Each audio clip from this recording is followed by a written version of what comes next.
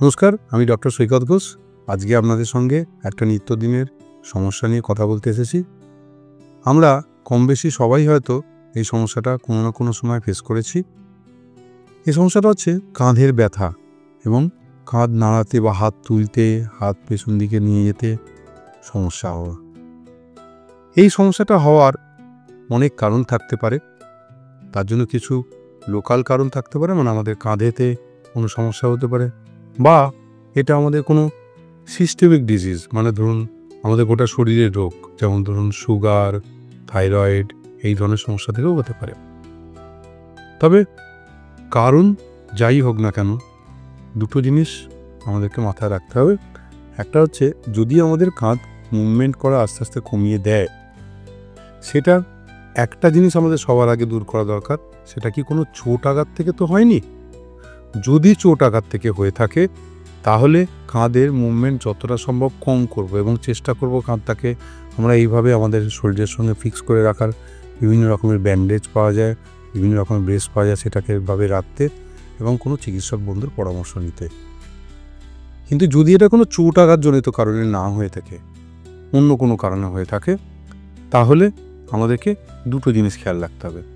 এক নম্বর, আমাদের যে কাঁধে হচ্ছে, সেটা ডান কাঁধ হোক বা বাঁ কাঁধ, সেখানে আপনার কোনো জায়গাটা লাল হয়ে উঠেছে বা ফুলে গেছে, বা কোনো জায়গাটাতে কোনো রস বেরোচ্ছে, এই ধরনের কিছু হয়নি তো?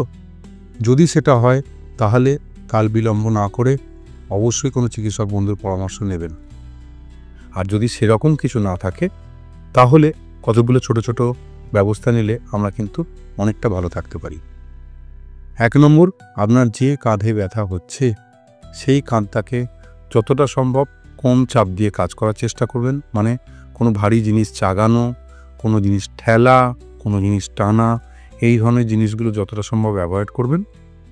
আর দু তিনটে ছোটো ছোটো ব্যায়াম, যেমন ধরুন এই যে চেয়ারে বসে আছি, হাতটাকে পাশে একদম ঢিলে করে ঝুলিয়ে দিয়ে ঘড়ির কাঁটার দিকেতে 10 বার ঘোরালেন, ঘড়ির কাঁটার বিপরীত দিকে 10 বার ঘোরালেন, এটা করবেন।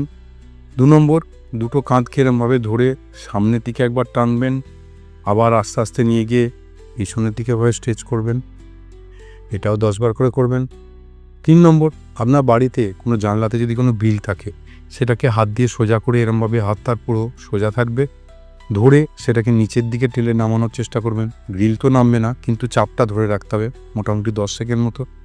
ছেড়ে দিলেন, আবার একটু উঁচুতে একটা যতটা সম্ভব একটা গ্রিলকে ধরলেন, ধরে আবার সেটাকে নামানোর চেষ্টা করলেন। এইভাবে আপনার হাতে খুব যন্ত্রণা না হয়ে যতটা সম্ভব ধাপে ধাপে উঁচুতে উঠে সেটাকে নামানোর চেষ্টা করা যায়। সেরকম সামনে থেকে 10 বার, আবার পাশে ঘুরে গিয়ে, মানে এইভাবে সাইডে হাতটাকে রেখে এইভাবে আমরা এক ধাপে 10 সেকেন্ড করে ধরে রেখে 10 বার, আবার এক ধাপে 10 সেকেন্ড করে রেখে 10 বার, এরমভাবে আস্তে আস্তে উঠতে থাকবে। এই ব্যায়ামগুলো হয়ে যাওয়ার পরেতে যদি কাঁধটা হালকা ব্যথা লাগে, সেখানে কোনো ব্যথার মলম, যেমন ডাইক্লোফেনাক কোনো জেল থাকলে সেটাকে লাগিয়ে নিতে পারেন। এইগুলো করেও যদি কিছুদিনের মধ্যে আপনার সমস্যা না মেটে, তাহলে কিন্তু অবশ্যই কোনো চিকিৎসক বন্ধুর পরামর্শ নিতে ভুলবেন না।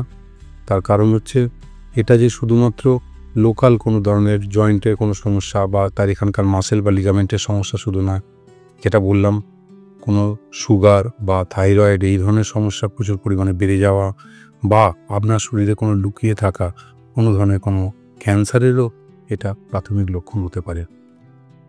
সবার লাস্টে বলি যে, কাঁধকে যদি কোনো কারণে চোট আঘাত না হয়ে থাকে, তাহলে যতটা সম্ভব সচল রাখার চেষ্টা করবেন, কিন্তু কোনো চাপ না দিয়ে।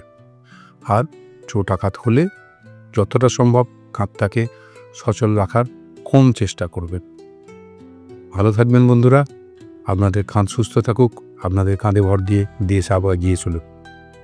নমস্কার। আর সবার লাস্টে একটা কথা ভুলবেন না, যদি আপনি আমাদের এই চ্যানেলে নতুন হয়ে থাকেন, তাহলে নিত্য নতুন আপডেট পেতে গেলে আমাদের এই চ্যানেলটিকে ফলো করুন এবং সাবস্ক্রাইব করুন। নমস্কার।